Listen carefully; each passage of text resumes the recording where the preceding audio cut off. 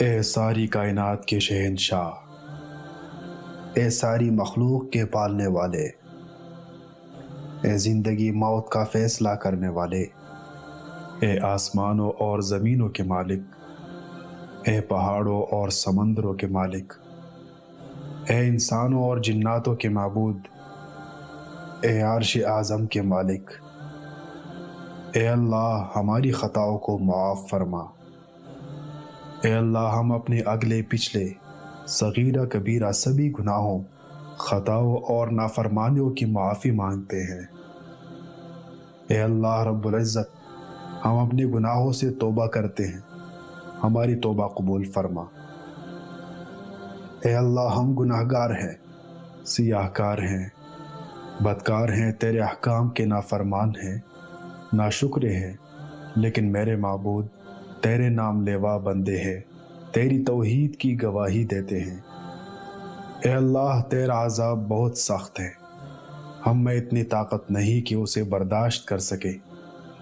اے اللہ اگر تو معاف نہیں کرے گا تو ہم ذلیل ہو جائیں گے۔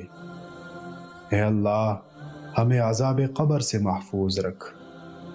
اے اللہ ہمیں جہنم کی آگ سے بچا۔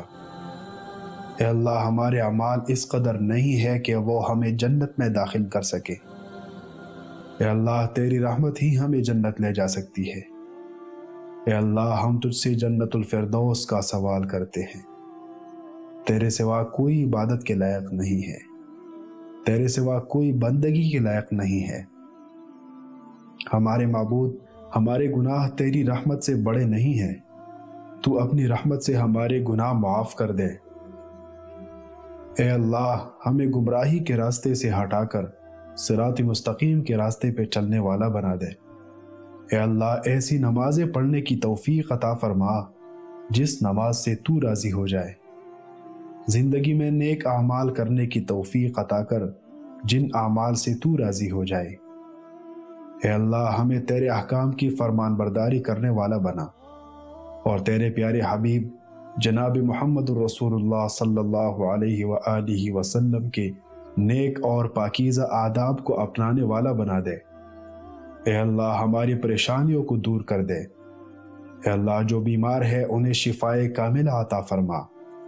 اے اللہ جو قرض کے بوجھ تلے دبے ہوئے ہیں ان کا قرض جلد سے جلد ادا کروا دے۔ اے اللہ ہمیں شیطان سے ہماری حفاظت فرما۔ اے اللہ حلال رزق کمانے کی توفیق عطا فرما۔ اے اللہ جو مانگا وہ بھی عطا فرما، اور جو مانگنے سے رہ گیا وہ بھی عنایت فرما۔